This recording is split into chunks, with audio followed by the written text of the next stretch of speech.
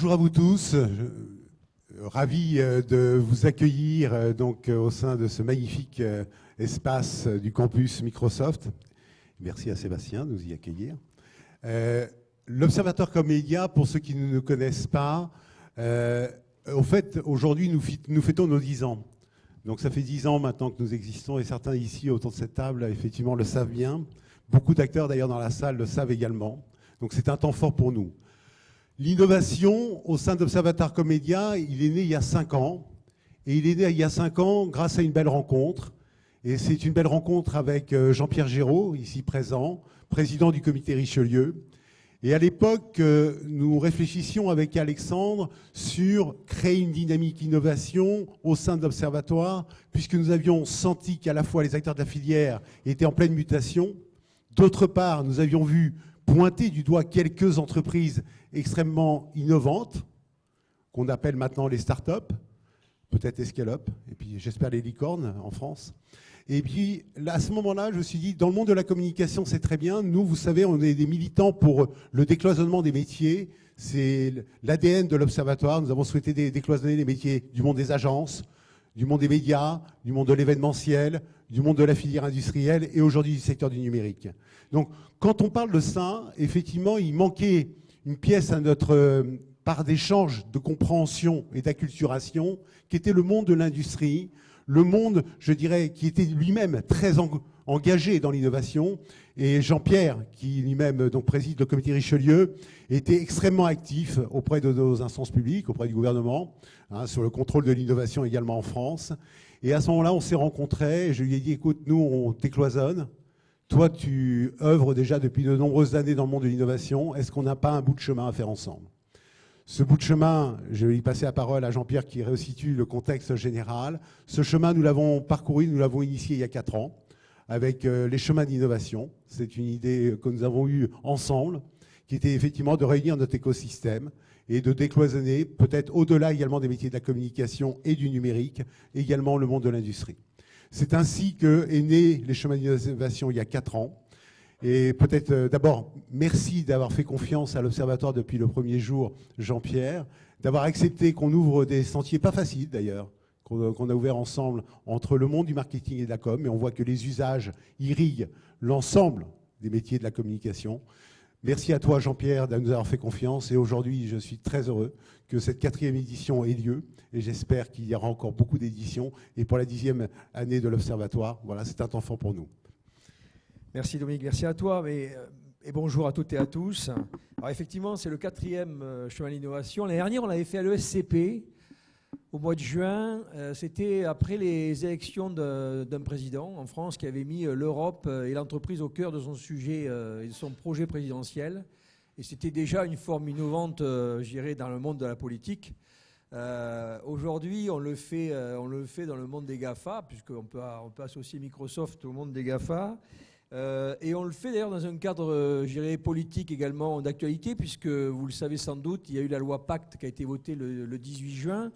La loi Pacte est dans la loi qui est censée simplifier la vie des entreprises et qui est une bonne chose. La seule petite reproche ou regret qu'on pourrait avoir de la loi Pacte, qui est un peu complexe, c'est qu'elle a un peu oublié 2 choses pour nous qui sont importantes et qui seront d'ailleurs abordées aujourd'hui. C'est d'une part la place de l'innovation en tant que telle, comment faciliter l'innovation entre les entreprises petites et grandes, et le rôle de l'État dans l'achat public innovant, qui pour nous est probablement un des sujets les plus importants. Pourquoi ? Parce qu'en fait, la première chose que doit faire l'État, c'est de faire grandir les entreprises en leur achetant des produits et des produits innovants. Et c'est une forme, je dirais, en littérature, on appelle ça de l'oxymore. Entre faire un achat public innovant est un oxymore, c'est-à-dire une contradiction, puisqu'on est sur un principe d'achat public, donc d'appel d'offres, et que par définition, l'achat innovant est en lui-même, je dirais, disruptant. Bon, voilà. Enfin, sans rentrer dans une considération philosophique, on est quand même aujourd'hui sur 2 problématiques qui sont importantes. Alors, pour revenir sur l'innovation, moi, la rencontre des 2 mondes, le monde de la communication et l'industrie, d'abord, je pense qu'on avait autant besoin de changer notre regard sur l'innovation. Quand je dis nous, c'est le monde de l'industrie et des PME innovantes. Pour la bonne raison qu'il y a 20 ans, 25 ans, l'innovation était portée par les centres de R&D, par la défense, les technologies de défense, les grands groupes, et qu'elle redescendait vers les PME et le grand public dans un phénomène de top-down. Avec l'arrivée du numérique et avec l'arrivée d'Internet et de tout ce qui se passe en l'espace de 20 ans, on est passé d'une innovation que je qualifierais de newtonienne, en fait, grosso modo, la masse critique, les grands faisant tourner les petits, à une innovation relativiste, c'est-à-dire où la vitesse prend le pas sur la masse. C'est-à-dire que c'est plus le plus grand qui mange le plus petit, pour la faire simple, c'est le plus rapide qui mange le plus lent. Elle est relativiste parce qu'elle est par définition collaborative et qu'il y a des ruptures, non pas sur la technologie, parce que la technologie est disponible quasiment pour tout le monde, elle va être calée sur l'usage, le modèle économique et la disruption sur la distribution. La diffusion du produit étant plus importante que la conception du produit, elle-même évoluant dans la façon de concevoir en mode collaboratif. Bref, on est sur ces disruptions-là. Et là, on n'est pas sur une problématique de dire on est dans l'industrie, on est dans la distribution, on est dans le monde de la communication. D'ailleurs, tout ce piment est en train de s'apercevoir que finalement, ils partagent les mêmes problématiques. C'est que quelque part, ils ont des clients et que leur problème, c'est d'apporter des produits à leurs clients et des services. Et donc, aujourd'hui, c'est, je dirais, un peu passéiste de regarder le monde de l'innovation, le monde de la communication, le monde de la distribution et le monde de l'industrie des grands groupes. Parce qu'en fait, ce qui se passe avec l'innovation, c'est qu'elle est en train de prendre une forme d'autonomie. D'abord, l'innovation vient plutôt du monde public, des citoyens, elle vient en bottom-up. Et on est en plus en train de préparer une autre évolution, mais ça serait déjà un autre sujet, avec l'arrivée de l'intelligence artificielle, la robotisation, etc. On est dans une forme, je dirais, ontologique de l'innovation, c'est-à-dire qu'en fait, l'innovation se propage et se développe par elle-même. On n'en est pas là. Pour l'instant, on est confronté à simplement des mondes de disruption. Et c'est ce qu'on va aborder aujourd'hui avec des très belles thématiques. Celle de la communication. On parlera aussi de achat public innovant, on parlera, je dirais, de vous, le programme, vous l'avez entre vous, mais je crois qu'aujourd'hui, ce qui est le principe même de l'innovation, c'est qu'elle est dans le mode collaboratif, et c'est ça qui est un des facteurs de changement dans la façon de fonctionner entre entreprises, et en particulier grands groupes et PME. Merci Jean-Pierre. On aura l'occasion donc effectivement de te retrouver, de repartager avec toi. Et tu animeras effectivement en clôture de cet après-midi, donc effectivement la dimension innovation et la relation avec les grands groupes. Un point peut-être, Alexandre, de contexte général de cette journée. Et après, je propose qu'on ouvre la table ronde. Bonjour à tous. On est tout d'abord ravis de vous accueillir ici dans les locaux de Microsoft. Et on remercie vivement Microsoft de nous y accueillir. Juste pour vous rappeler un petit peu le cadre de cette journée, donc effectivement ici il y aura 2 temps forts, dont ce matin, et je pense que vous êtes impatients de découvrir les points de vue de nos experts ici présents. Il y aura 2 autres espaces d'ateliers, un qui est au rez-de-chaussée et un qui est à l'étage, mais ça vous allez pouvoir retrouver ça sur le programme. Il y a des pitchs qui vont se dérouler également toute la journée, donc c'est des créneaux de 10 minutes pour chaque entreprise innovante, donc n'hésitez pas à aller les retrouver. C'est également au rez-de-chaussée dans la salle Corail. Et si vous souhaitez vous exprimer, il y a un studio vidéo qui est à l'étage. Donc on serait ravis de pouvoir recueillir vos points de vue sur les différentes thématiques et également les points de vue de nos intervenants experts. Je vous remercie, je vous souhaite une bonne conférence, une excellente journée et n'hésitez pas si vous avez la moindre question, nous sommes à votre disposition. Merci à vous. Merci Alexandre. Alors, lorsque l'on a préparé la table ronde d'ouverture, donc on s'est posé beaucoup de questions. Moi, depuis 3 ans, 4 ans qu'on a créé l'Observatoire, j'ai vu les métiers de la communication profondément évoluer. Il s'est avéré que depuis 9 ans, nous travaillons sur les études économiques et financières. Ça fait partie véritablement des socles importants donc, de l'Observatoire, c'est de savoir de quoi on parle. C'est quoi le poids économique de cette industrie? Je m'accorde toujours à rappeler que le poids de la communication et du marketing en France est le 3e contributeur au PIB national. Je crois qu'il faut qu'on le sache. On ne le dit pas assez et on ne le révèle pas assez. Le marché de la communication, nous l'avons séquencé sur énormément de secteurs. On en a compté un peu plus de 21 et on les a regroupés sur 4 grands pôles. Un pôle qui est le pôle des agences, qui pèse pas loin de 20%. Tu m'arrêtes, Nathalie, si je me trompe. 20% du poids économique de la communication. Le monde des médias, qui en pèse à peu près autant. Le monde de l'événementiel, qui en pèse à peu près 8-10%. À peu près, c'est celui que nous avons analysé. Et le monde de l'industrie, qui pèse un peu plus de 42-43%. Le monde d'industrie, c'est un univers qui est donc un poids lourd, et on l'oublie trop souvent, on parle de la communication, et pourtant c'est bien une filière. Et c'est 35,2 milliards qui est aujourd'hui investi dans ce monde de la communication. Quand on vit dans cette évolution que nous avons vécue à l'Observatoire avec l'ensemble de nos adhérents de chacun des secteurs d'activité, nous constatons qu'effectivement, ils sont profondément bousculés, voire parfois provoqués, voire parfois interrogatifs, voire parfois inquiets. Et d'autres se disent c'est une formidable opportunité. Donc on s'est dit, qu'en est-il réellement sur la notion de disruption des métiers de la communication? On en parle beaucoup. Eh bien, c'est pour ça que nous avons souhaité, et j'en ai beaucoup parlé avec Marie, et je ferai un mot sur Marie Guillemot de KPMG, qui est un acteur neutre à nos côtés, parce que neutre pour plusieurs raisons. D'abord, parce que c'est un des cabinets leaders mondial, tout d'abord, dans le monde du conseil, comme vous le savez, et qui lui-même n'adresse pas le métier de la communication. Et donc, j'ai trouvé que c'était un regard, d'abord, bienveillant, et je laisserai Marie s'exprimer pour qu'elle nous donne sa vision sur l'innovation. C'est un regard bienveillant. C'est à la fois des acteurs qui interviennent beaucoup dans l'innovation, et peut-être on ne le sait pas encore assez, et c'est un point important, et qui a un regard frais sur l'ensemble de nos métiers. Et ça nous a paru extrêmement intéressant. Et bien sûr, pour représenter la filière, eh bien, il fallait des acteurs qui, pour nous, comptent, bien entendu, à la fois parfois par affection, je tiens à le dire, parce qu'on est tous des hommes humains, et vous verrez, la valeur humaine est une chose très importante à l'Observatoire. Nathalie Rastoin, je dirais que je suis très attaché à Nathalie, d'abord parce qu'elle a fait confiance à l'Observatoire dès la création, pratiquement, il y a 9 ans, et elle représente une magnifique entreprise. Bon, d'abord, elle fait partie de l'un des groupes leaders mondiaux, lié leader mondial d'ailleurs, et elle est sans concession, et elle va témoigner sur la notion de communication disruptée. Jean-François Curtil, alors j'aurais pu faire venir un grand média. Oui, tu es un grand média, Jean-François. J'aurais pu finir un grand média, aller à une télé. Alors on a notre conseil d'administration TF1, donc on aurait pu les faire venir. Hein, mais non, je crois que ce qui nous a intéressés, c'est de regarder des médias qui ont été profondément chahutés, notamment le monde de l'affichage. Le monde de l'affichage.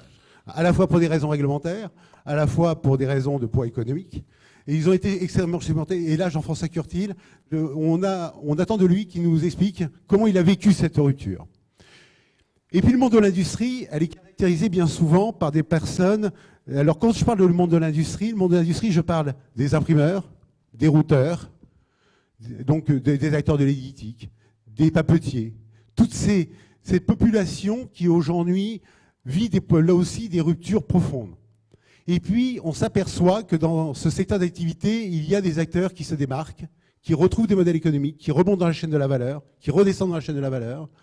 Et Loïc, qui est membre du COMEX, donc du groupe Diffusion Plus, un des leaders dans le monde du routage et de l'éditique, donc d'ailleurs adhérent de la première heure de l'Observatoire, donc nous parlera de comment il vit la rupture également autour de ce métier. Frédéric, toi, de toute façon, tu as intégré en amont, en aval de la chaîne de la valeur. Tu étais dans l'événementiel, tu étais un peu partout d'ailleurs aujourd'hui, hein, donc dans les métiers de la communication, un peu quand même, un peu. Beaucoup dans l'innovation également. Et puis tu nous avais fait plaisir aussi lors des premiers chemins d'innovation d'avoir siégé à nos côtés pour témoigner. Alors, bien sûr, on ne présente plus Serge Papin. Moi, je suis un adepte de Serge Papin depuis toujours parce que c'est un homme qui n'est pas langue de bois, parce qu'il dit la vérité, parce qu'il a des valeurs. Et parce qu'il y a un maître mot qui le domine, c'est la sincérité. Et alors, voilà, et je pense qu'il ne faut jamais oublier que le monde du retail, le monde de la distribution, est un premier secteur d'activité des donneurs d'ordre qui, effectivement, alloue donc une part non négligeable donc, aux acteurs de la communication. Et j'ai demandé qu'ils jouent le grand témoin à nos côtés, et c'était pour nous un point important parce que, voilà, je sais qu'il nous dira la vérité sur les choses, parfois un peu durement d'ailleurs, mais pourquoi pas. Et il réagira donc aux positions des uns et des autres. Marie, un mot sur l'innovation, un mot sur ton regard, toi neutre, hein, la fraîcheur qui te caractérise, pour nous dire un peu ta vision, qui toi n'est pas encore dans le monde de la communication, qui n'a pas appréhendé encore aujourd'hui, je dirais, tu n'es pas encore concurrent à nos amis, quoi, en clair. Non, effectivement, on développe beaucoup nos pratiques de conseil. En revanche, c'est des territoires sur lesquels nous ne sommes pas. Et de la même façon qu'on le dit sur la technologie, notre objectif est plutôt servir de guide et de catalyse à nos clients, en fait. Donc, on va apporter une qualité de questionnement, j'espère, questionnement effectivement de qualité, je le disais. On va bien comprendre leurs enjeux et on va essayer de tracer une route sur l'expérience client, par exemple, qui est un domaine adjacent et au cœur de vos préoccupations aussi. Mais on ne va pas être sur des territoires qui sont les vôtres aujourd'hui. Le regard que l'on peut porter, en fait, sur ce qui nous semble être les grandes évolutions auprès de nos clients, c'est d'abord le sens et la confiance qui sont au cœur de leur communication. Aujourd'hui, on n'est plus sur uniquement le produit, le service, on est vraiment sur un rayonnement des marques, un univers de marques dans lequel le sens, la confiance qui naît de la transparence aussi, la traçabilité des produits par exemple, prend tout leur sens. Pourquoi ? Parce qu'il y a ce besoin, notamment auprès des consommateurs qui sont des millennials, mais aussi de plus en plus de leurs parents. Donc on voit que le champ, en tout cas le contenu nous semble s'élargir considérablement. Autre élément sur l'innovation, donc là on voit qu'il y a un foisonnement de solutions à la fois technologiques. On parlait tout à l'heure de l'émergence des solutions d'intelligence artificielle. C'est vrai sur le ciblage, on le voit déjà fortement aujourd'hui. Les annonceurs et les groupes avec lesquels on travaille ont de plus en plus de mal à finalement identifier qui sont les bons partenaires, les bons à la fois dans la pérennité des solutions qu'ils proposent, dans la différenciation des solutions qu'ils proposent et aussi dans la capacité qu'ils vont avoir à intégrer ces solutions pour créer quelque chose de cohérent. Parce qu'en réalité, ce foisonnement, cette innovation, elle est formidable et c'est vraiment des vecteurs d'accélération, de modernisation des vecteurs de com. En revanche, ça conduit potentiellement à une fragmentation et se repérer et aussi agréger tout ça de façon cohérente, c'est évidemment clé. Et quand on parle de la cohérence, je le disais tout à l'heure, le premier point, c'est l'univers de la marque. La cohérence, elle est évidente à créer entre les différents vecteurs de com, parce que sans cohérence entre ces vecteurs, eh bien, finalement, l'univers de marque il ne résonne pas, et donc la puissance de la communication s'en trouve pénalisée. Donc ça, je dirais que c'est les deux grands sujets. Et puis, et parce qu'on ne se renie pas en tant que conseil et puis aussi cabinet d'audit, il y a le pilotage.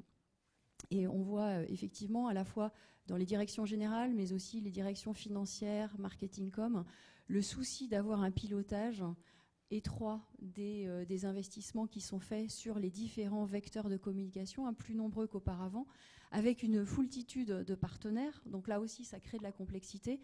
Et donc le budget alloué global est, lui, davantage fragmenté. Donc c'était un sujet de préoccupation.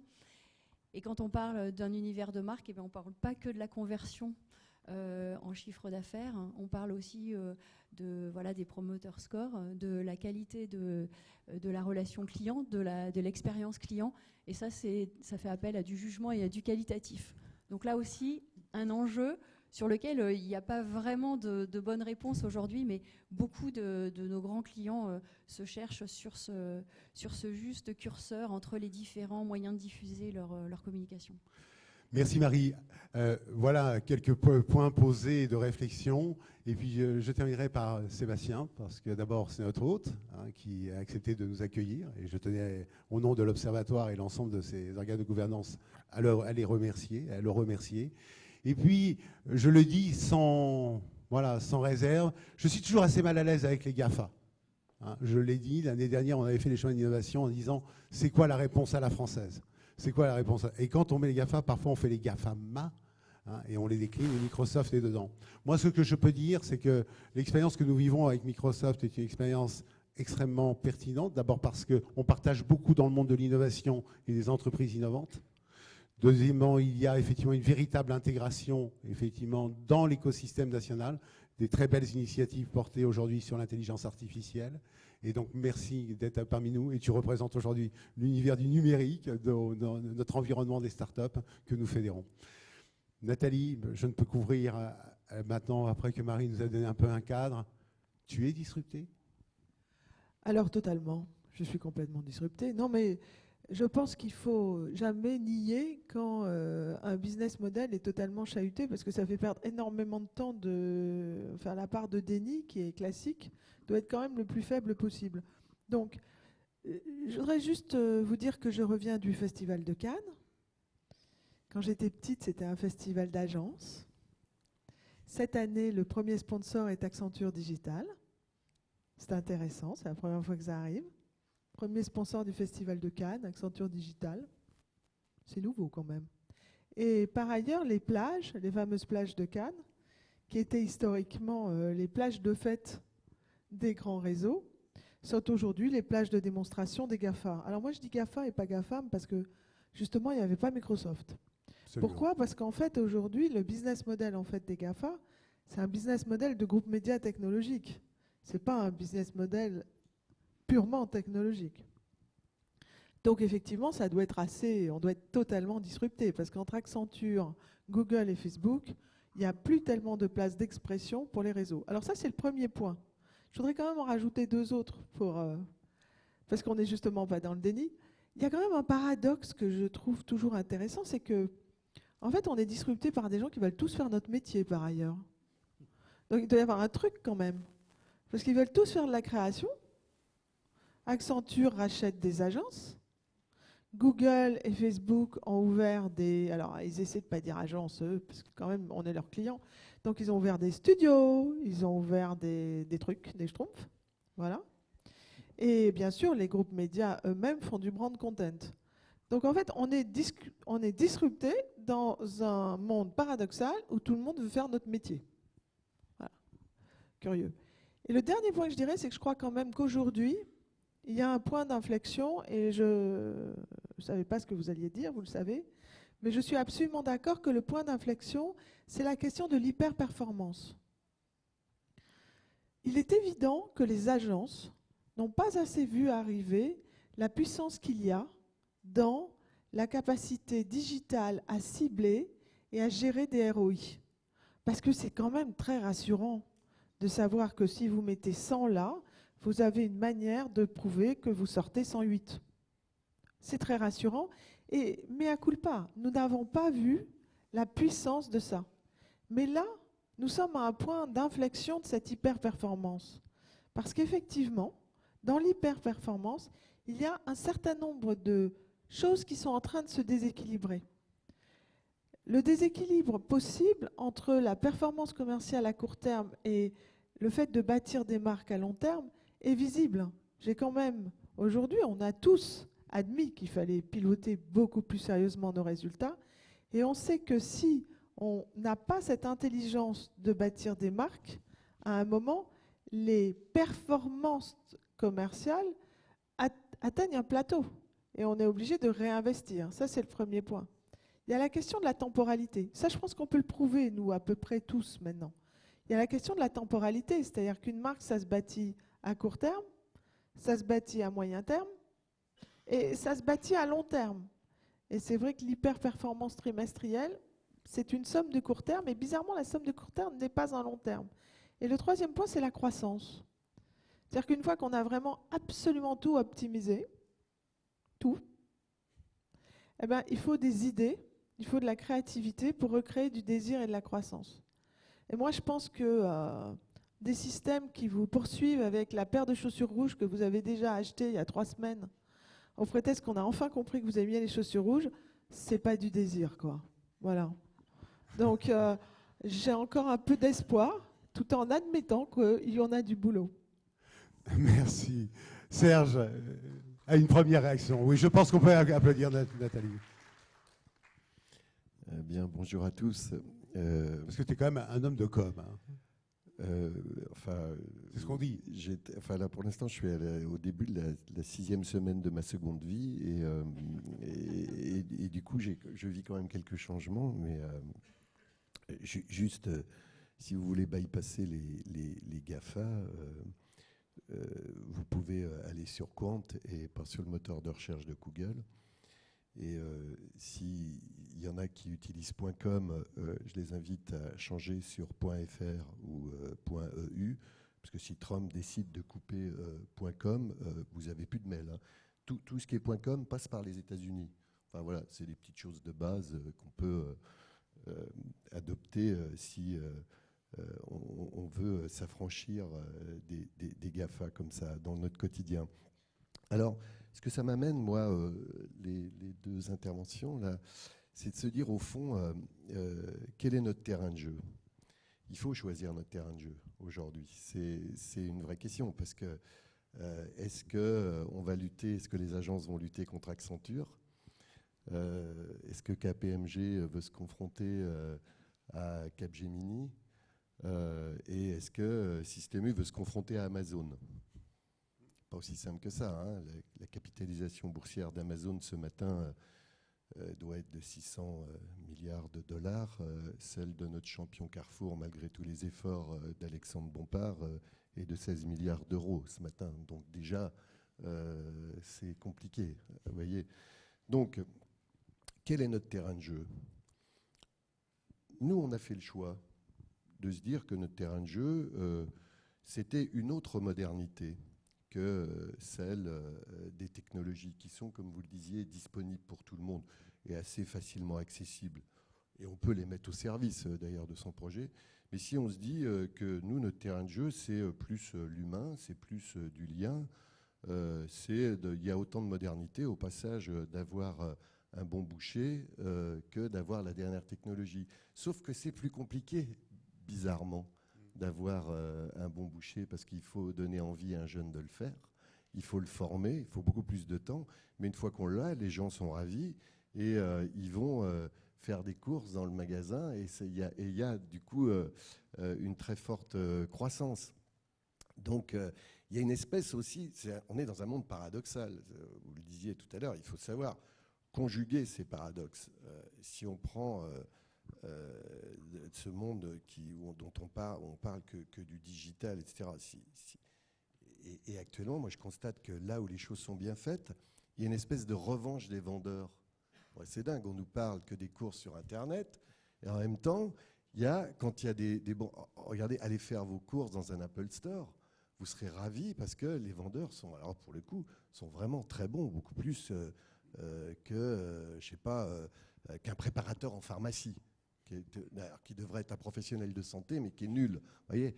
Donc, c'est ça le problème. C'est quel terrain de jeu on veut choisir. Et ceux qui font le choix d'accompagner, comme vous le disiez, de servir de guide. Si KPMG dit, mon business model, c'est le guide des dirigeants ou des entreprises formidables, il y a un boulevard. Ce qu'il faut, ou si l'agence est créative, il y a un boulevard aussi. Ce qu'il faut, c'est être leader. On est dans une période, me semble-t-il, où il faut, alors je dis, pas le répéter, pas l'autorité de la concurrence, mais il faut être en position dominante dans son secteur. C'est obligatoire. Et probablement que ça passe par des codes nouveaux, des processus nouveaux. Par exemple, dans le retail, à mon avis, la martingale, c'est l'intégration. Il faut contrôler la ressource, contrôler la transformation, contrôler la distribution.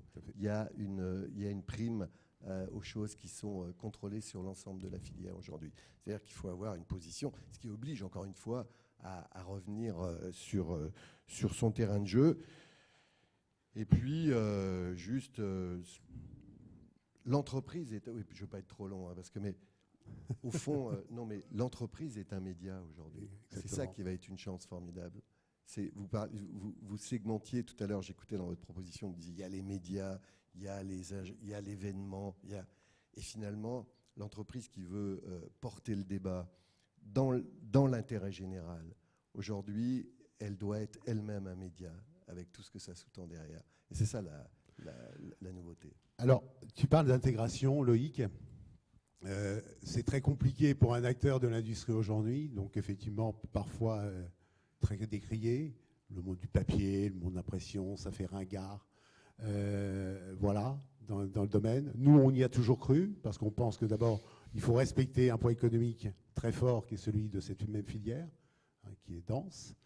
Comment, aujourd'hui, par rapport à ce que l'on dit. Tu es dans une chaîne de la valeur, mais tu as su en remonter, tu sais en redescendre aussi dedans, et de transformer aussi tes modèles, et réfléchir un peu autrement, avec la baisse des volumes, avec la baisse des prix, avec la pression économique qui est portée sur ce médium à part entière. Comment on gère cette situation ? En fait, on gère cette situation soit en regardant le verre à moitié plein, soit en le regardant à moitié vide. C'est-à-dire que oui, on est sur un secteur d'activité qui promet le zéro papier depuis 20 ans. Il n'y a jamais eu autant de consommation de papier. Oui, on est dans un monde où on nous promet la dématérialisation de tous les échanges, sauf que à la fois pour des aspects réglementaires, mais pour des aspects de ROI ou de performance, de mesure de la performance, c'est pas toujours très simple. Donc nous, on préfère se concentrer. Alors, je suis ravi de représenter la filière des industriels. Une autre responsabilité, parce qu'il y a beaucoup de gens ici qui te regardent. Là, il y en a plein dans la salle. Hein. Il y a des très grands acteurs et je suis hyper fier de les représenter aujourd'hui. Alors, il y a plein de témoignages à dire. D'abord, dire que oui, le digital dans nos métiers est une donnée présente depuis des années. En gros, les acteurs qui ont eu des difficultés sur notre marché et dans l'industrie sont pour la plupart ceux qui n'ont pas, au moins dans la démarche, pris une initiative autour du digital. Alors je vous rassure, hein, on n'est pas là, la langue de bois n'a jamais été la valeur de l'Observatoire. Il y a très peu d'entreprises dans le monde industriel qui fait de l'argent avec le digital. Les business models sont très compliqués à trouver, les contrats sont très compliqués à signer, mais pour qu'un industriel tienne, il faut qu'il parle cross-canal à ses clients et à ses partenaires. Tous ceux qui ont refusé d'aller dans cette démarche digitale, dans le cross-canal auprès de ses clients, ils sont tous en difficulté aujourd'hui. Et paradoxalement, ceux qui tiennent, c'est ceux qui, depuis une dizaine d'années, accompagnent les clients dans la transformation digitale, dans l'expérience client, dans lequel, évidemment, le digital a sa place. Mais le papier, là aussi, et c'est très important d'être présent sur les deux canaux. Ok, merci Loïc. Frédéric, toi qui intègres aussi, donc en amont, en aval de la chaîne de la valeur de tes métiers, donc ton regard par rapport effectivement aux propos de Marie d'une part, et puis à ce qu'a souligné Nathalie d'une façon extrêmement brillante. Moi, je suis d'accord avec Nathalie que ce qui est assez drôle, c'est que tout le monde veut faire le métier d'agence, mais alors, si je le prends dans un autre sens, et pour répondre à la question du jour, la communication est-elle disruptée ? Je dirais que non, pas encore, et pourtant elle devrait. C'est-à-dire que les consommateurs, clients B2B que nous sommes tous, on ne supporte plus d'être ciblés. Donc, moi, j'ai dit chez Hopscotch, quand quelqu'un utilise le mot cible, même si c'est un client, je lui donne une amende. Pourquoi ? Parce que cibler quelqu'un, c'est pas une bonne manière de créer un lien. Comme disait Serge, le but, c'est de créer des liens importants. Donc, on cible encore des clients et on les cible avec des messages. Et ça, de deux manières. Soit de manière guerrière, mode arme de destruction massive, hein, carpet bombing, et on balance son message à tout le monde. Bon, évidemment, vous avez mis des adblockers sur vos ordinateurs, vous allez faire pipi pendant les pubs, vous avez mis une poubelle en dessous de votre boîte aux lettres, et donc ça marche moins bien. Et puis du coup, effectivement, il y a des gens qui, par la technologie, ont dit mais alors on va faire des frappes chirurgicales et on va vous faire du one-to-one. Bon, mais même un enfant de 3 ans a compris qu'en fait, on est 1 million à avoir reçu le même one-to-one, donc c'est du one-to-many déguisé en one-to-one. Donc on est aussi ciblé massivement et ça fait la caricature de la paire de chaussures rouges, parce qu'on ne supporte plus ça. Et avec le RGPD, donc ça date de la semaine dernière, on en a vu une démonstration qu'on a tous expérimenté à titre personnel.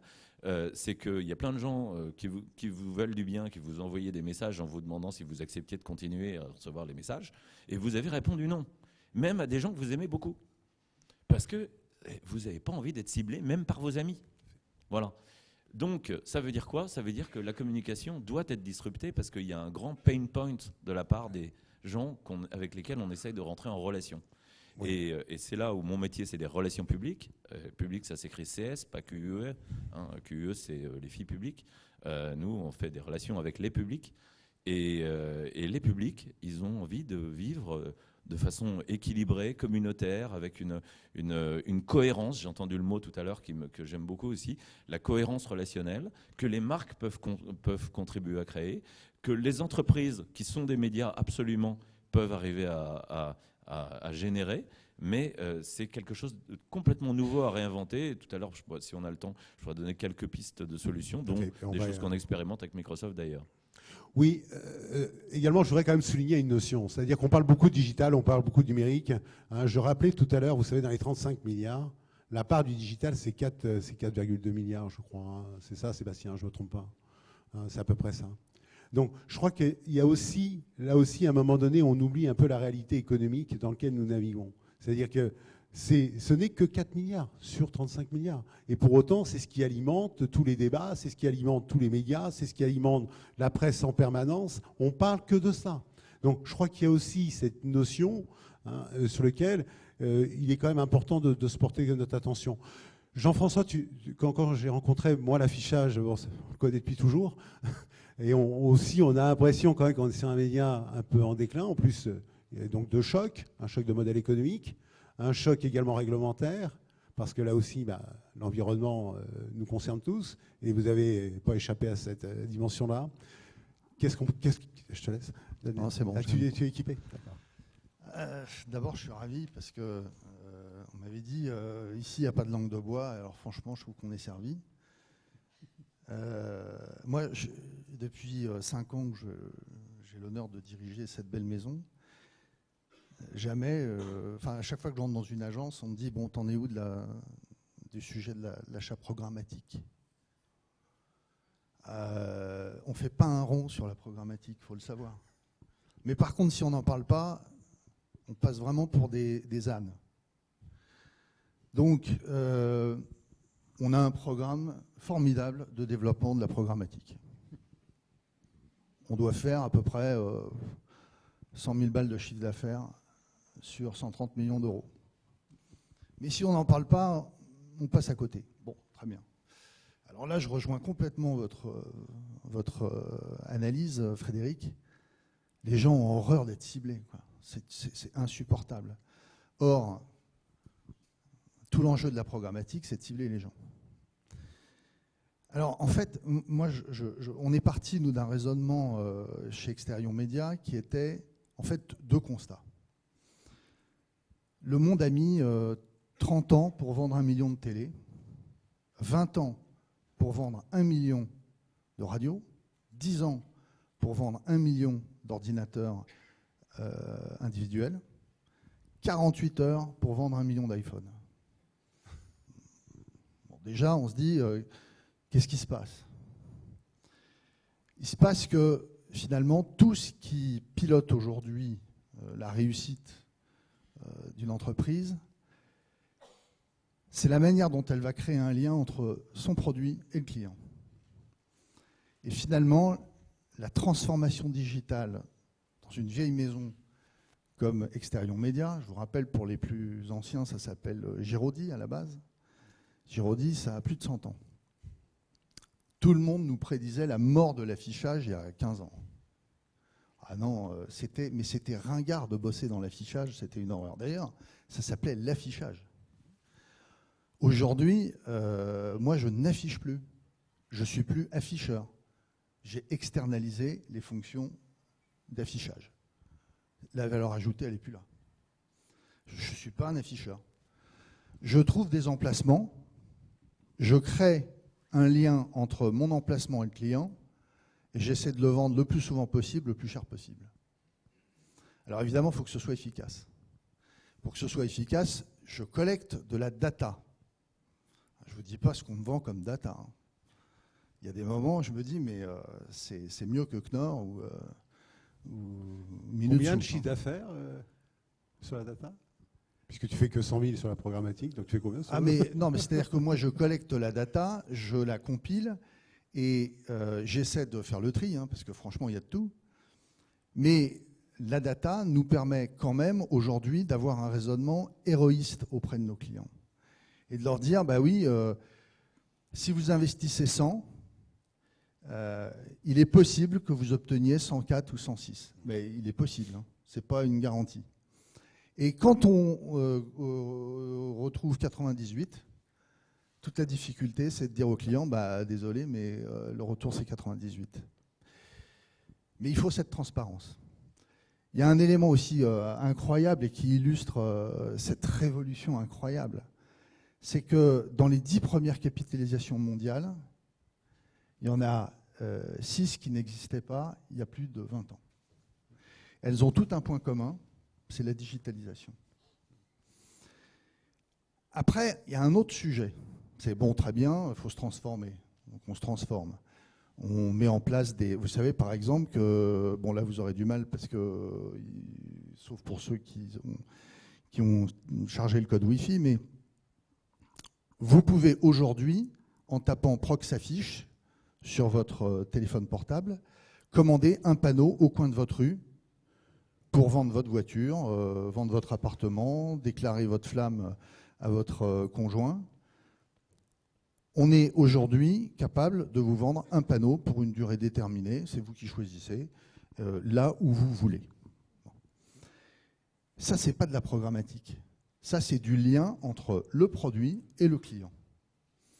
Et en fait, notre devise chez nous, c'est occupe-toi de ton produit et tes clients partiront. Occupe-toi de ton client et tes produits partiront. Tout l'enjeu, c'est le lien qu'on effectue entre le produit et le client. Dernier point, comment on fait pour transformer une entreprise? En fait, ma sensation, c'est ce que je te disais quand on a parlé de cette préparation, c'est que nous, en tout cas moi, je suis passé du mode traction pendant 3 ans. J'avais le sentiment un peu de prêcher dans le désert, dire il faut qu'on se transforme, il faut qu'on se transforme, à un mode propulsion.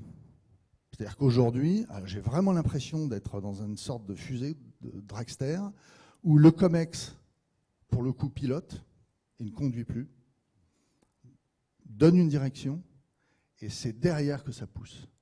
Pour une raison simple, c'est qu'on a filé les clés du camion au middle management de l'entreprise.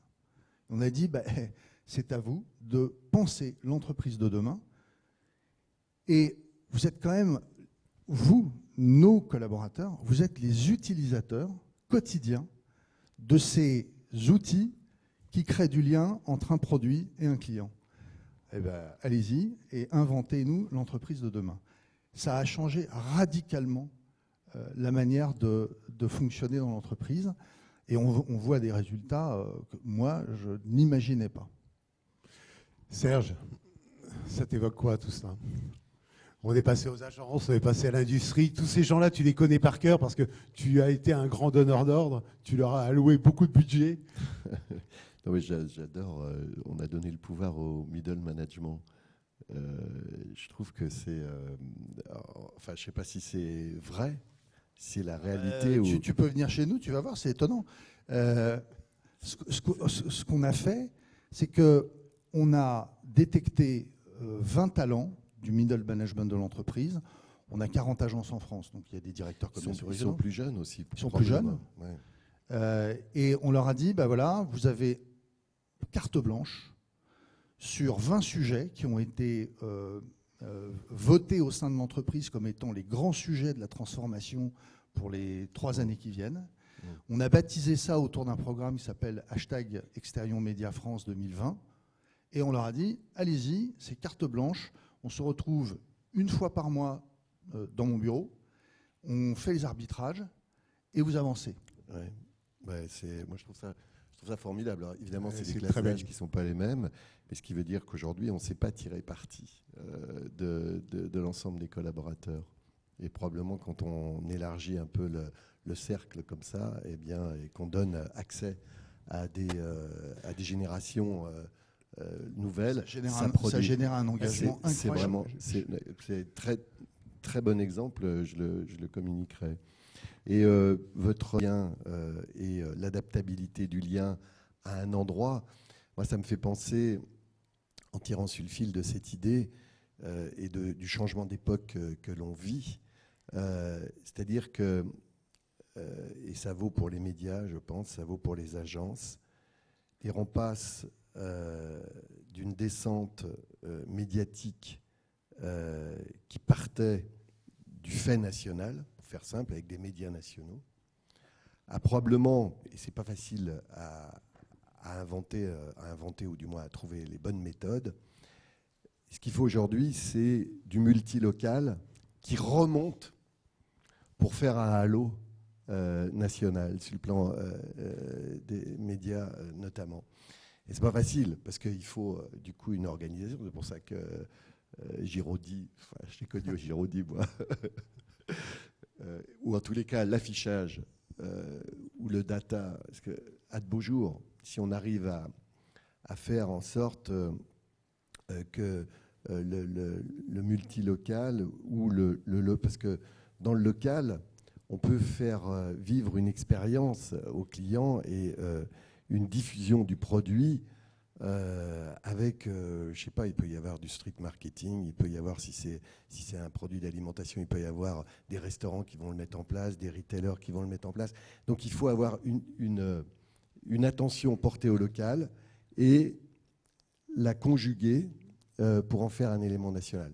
Donc ça change la donne, pour le coup, sur le plan média, mais on n'a pas toutes les méthodes parce qu'on était dans la facilité de choses descendantes.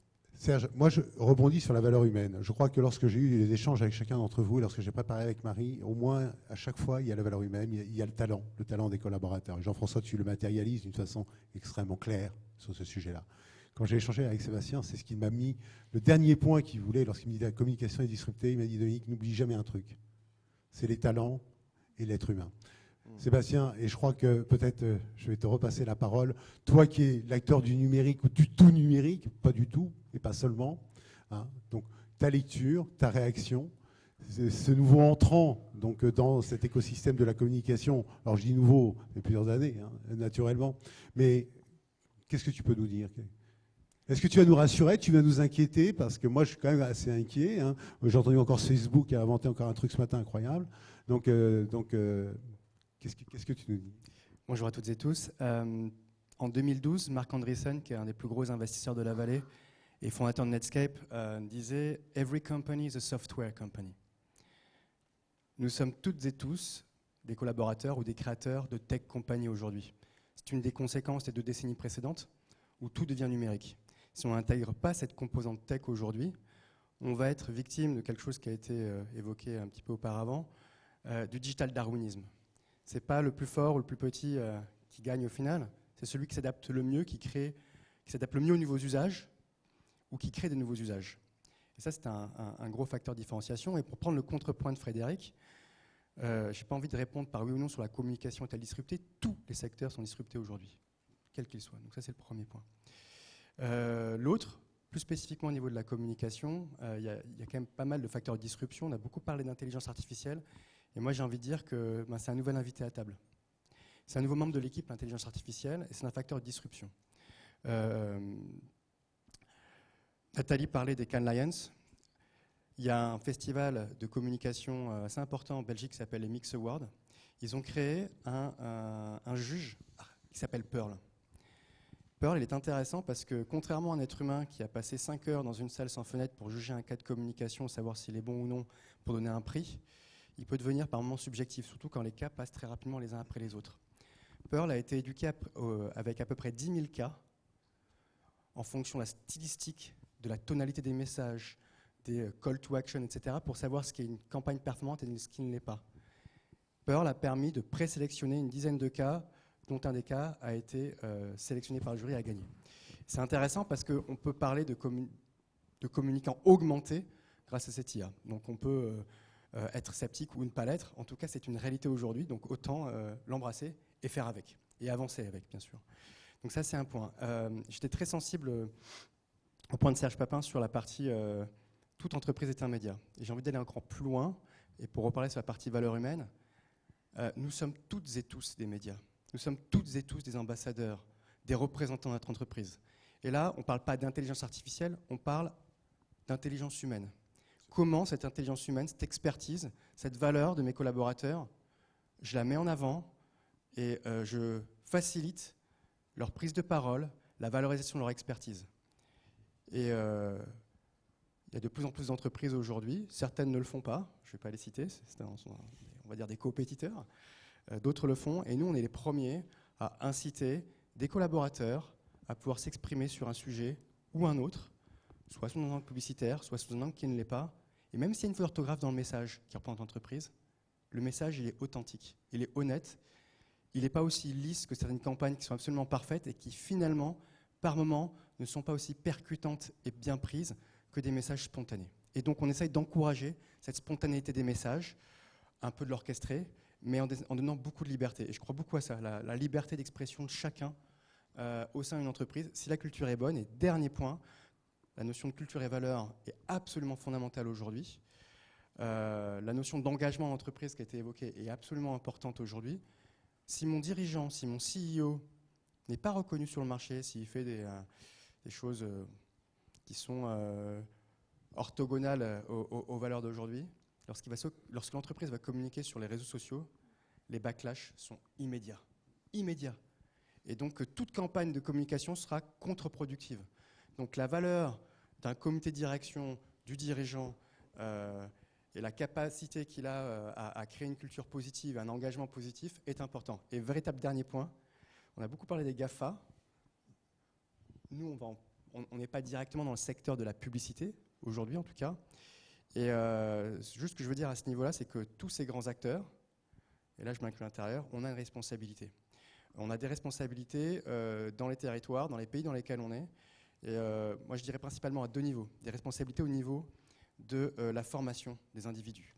Donc c'est pour cette raison qu'on va lancer des écoles autour de l'IA. Et c'est fondamental. Et puis ce qui est intéressant au niveau de l'État, c'est cette initiative de créer des parcours de formation tout au long de la vie.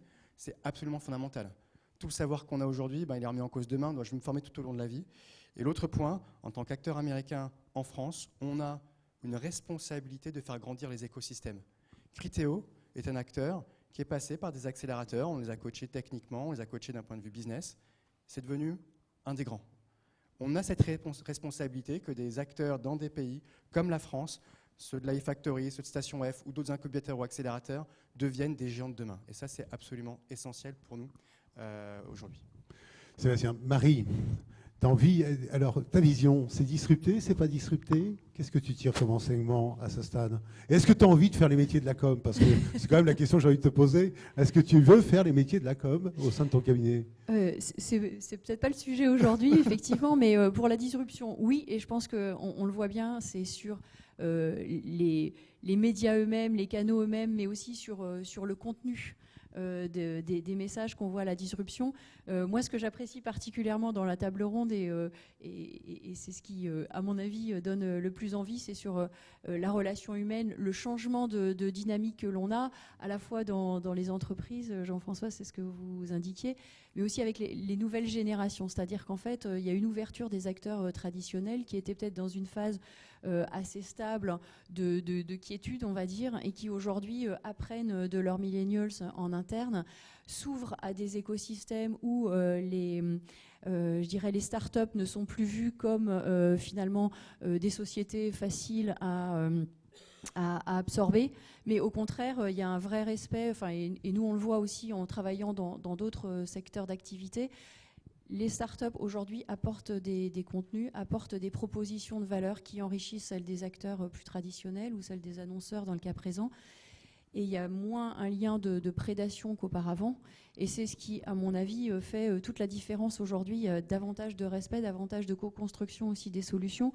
Et c'est la raison pour laquelle KPMG, sans aller sur la communication aujourd'hui, est allé sur l'innovation de façon beaucoup plus nourrie et de façon beaucoup plus déterminée, puisque, et là aussi c'est le sens de la responsabilité qu'on peut avoir de faire grandir les écosystèmes, on a vocation à fédérer, à mettre en résonance, en partage des startups, des scale-up avec des ETI, avec des grands groupes, à la fois pour accélérer leur veille sur les nouveaux business models, mais aussi pour les faire se connecter les unes aux autres. Et donc on a choisi un certain nombre de thématiques. La communication et les médias en est un, mais il y en a beaucoup d'autres comme les Smart Cities qui vous intéressent aussi, et notamment pour ce que j'aurais appelé encore l'affichage. Voilà, donc ça, c'est je pense que c'est un parti pris très fort et ce qui est ressenti en fait dans l'ensemble de vos prises de parole. Je crois que ça, c'est hyper important. Et pour les personnes qui sont dans nos entreprises, le lien et la créativité, oui, ça c'est au cœur de leur perspective d'accomplissement. Donc c'est pas forcément sur des propositions de valeur qui sont les vôtres chez KPMG, mais créer des solutions avec nos clients, agréger différentes composantes, faire valoir aussi sa créativité et puis un esprit un peu out of the box. Ça, c'est ce qui motive nos plus jeunes, ça c'est vrai. Moi, je voudrais poser une question avec Nathalie. Il y a 5 ans, nous lancions l'innovation avec Alex. On avait fait ça au Comité national olympique. Tu te rappelles, Loïc? Avec Guy Dru, là, en ouverture, c'est rigolo. Hein, et on avait fait intervenir à la table ronde, je dirais, les écarts entre le groupe La Poste et Criteo, dont on parlait, et Webedia, et Solocal. On a fait intervenir ces deux mondes qui ne se parlaient pas. Jusque-là, tout allait bien. Tout allait bien, le public était content, hein, tout le monde était content, nos adhérents étaient contents. Et l'après-midi, nous avions décidé, et ça renvoie à ce qu'on a échangé encore avant-hier ensemble, Nathalie, nous avions décidé de faire venir des startups. Alors, Alexandre avait dégoté de 4, 5, 6 startups, cette startup, c'était un peu... voilà. Il les avait fait pitcher. Moi, je vous donne une anecdote. Au terme du pitch, j'ai un des grands patrons d'agences de communication, que je ne citerai pas là pour le coup, là je vais être langue de bois. Il est venu me voir, il m'a dit, Dominique, je démissionne de l'Observatoire Comédia. Tu fais intervenir des acteurs qui sont... Tu te rappelles, Loïc? J'étais choqué comme... Mais je lui dis, bah, tu te casses. Hein. Tu fais pitcher des boîtes qui vont demain faire mon métier. Parmi des agences leaders hein, dans le monde. Mais dis donc, tu as ma démission immédiatement sur le champ.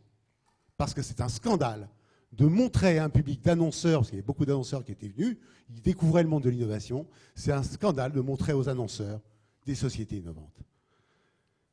Nathalie, tu me disais, lorsqu'on a échangé... C'est très rigolo, mais il peut démissionner aussi de sa propre boîte, je pense, parce que ça ne va pas partir fort. Je ne te donnerai pas la suite. Je voudrais bien savoir qui c'est.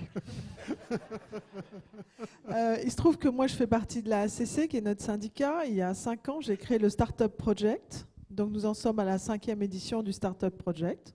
Le Startup Project, c'est justement un système organisé pour faire des couples entre des agences et des startups pendant 9 mois, avec maintenant une charte qui, je crois, est une charte justement de bonne entente et de bonne collaboration. Alors, qu'est-ce qu'ils apportent? Qu'est-ce qu'on apporte? C'est super clair.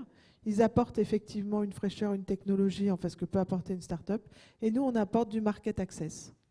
Parce qu'en fait, une start-up, elle est dans son produit, elle veut que sa technologie marche, mais elle n'a pas véritablement la réalité du market access, en fait.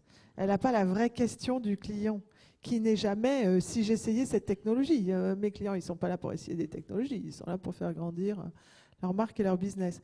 Et donc, c'est très, très vertueux quand on arrive à cet équilibre collaboratif entre des super technologies qui apportent des nouvelles solutions et du market access qui apporte quand même l'intelligence de la question du client, quoi. Voilà.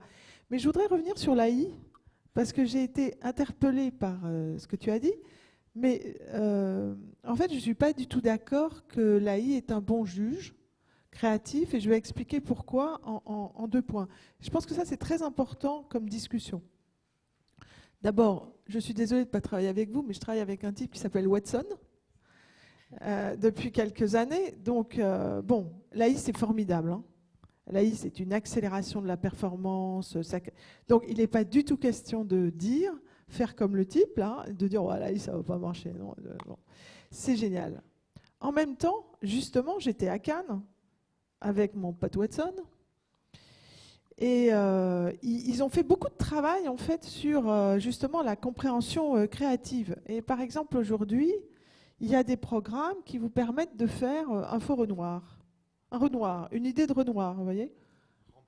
Un Renoir aussi. Cette année, on a fait un Renoir. Hier, on a... Voilà. Donc vous avez lancé Rembrandt, mais c'est pareil. Je pense que là-dessus, c'est pas... Bon, vous avez fait un Rembrandt, et cette année, nous, on a fait des Renoirs. Voilà. Et donc, effectivement, Si vous apprenez à votre AI, mais d'une manière absolument exceptionnelle, comme le meilleur critique d'art, la personne qui a la plus grande vision, si vous apprenez à votre AI comment Renoir manie la brosse, il arrive à vous faire des coups de brosse que n'a jamais fait Renoir, mais qui pourraient être un coup de brosse de Renoir. D'accord ? Donc en fait, l'AI sait faire des super faux Renoirs. Très bien. Puis on a une grande discussion sur qu'est-ce qu'en fait l'AI ne sait pas faire. Eh ben moi, je connais la réponse parce qu'on a travaillé dessus. L'AI ne sait pas faire un peintre qui n'existe pas encore. C'est-à-dire qu'en fait, l'AI ne sait pas être un nouveau peintre. Il ne sait pas ça. Il ne sait pas devenir Rothko quand Rothko n'existe pas encore. Il ne sait pas faire une création, en fait, qui vous paraît être un nouveau peintre. Et ensuite, l'AI ne sait pas faire un truc incroyable, mesdames, messieurs.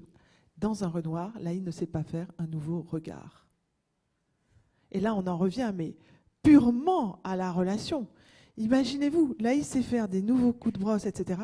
L'AI ne sait pas faire un vrai nouveau regard. Parce qu'en fait, quand vous regardez un tableau fait par un peintre, il a peint un regard comme un humain, et il sait ce qu'est un œil qui regarde. Et bizarrement, pour l'instant, nous ne savons pas encore faire de nouveaux regards à l'AI.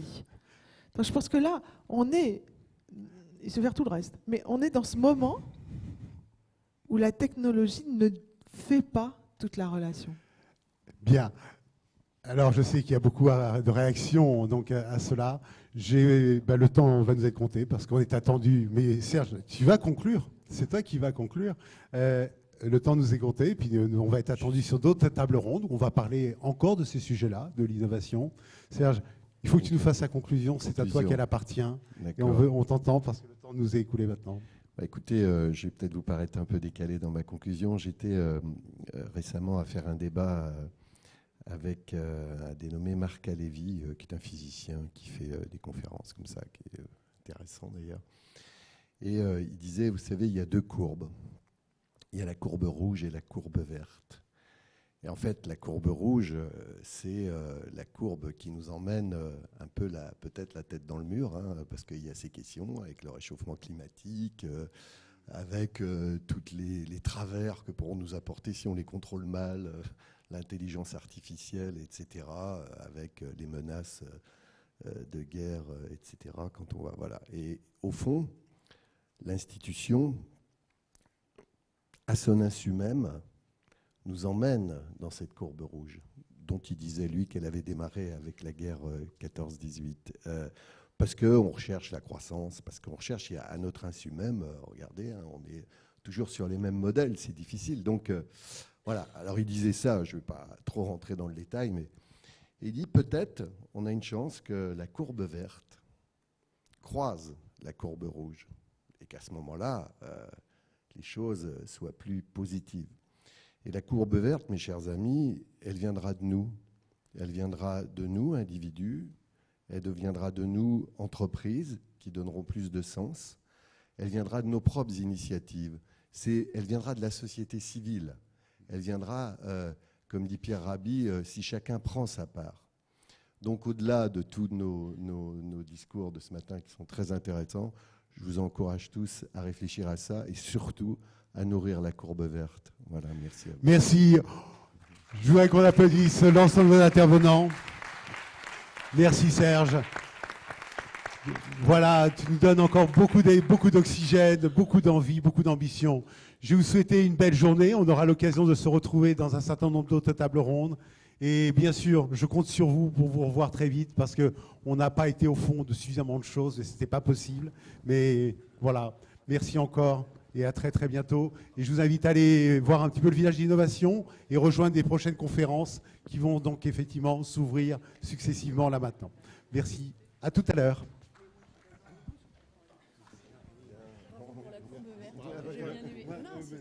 Moi j'aime beaucoup la courbe verte. On va tous signer pour la courbe verte.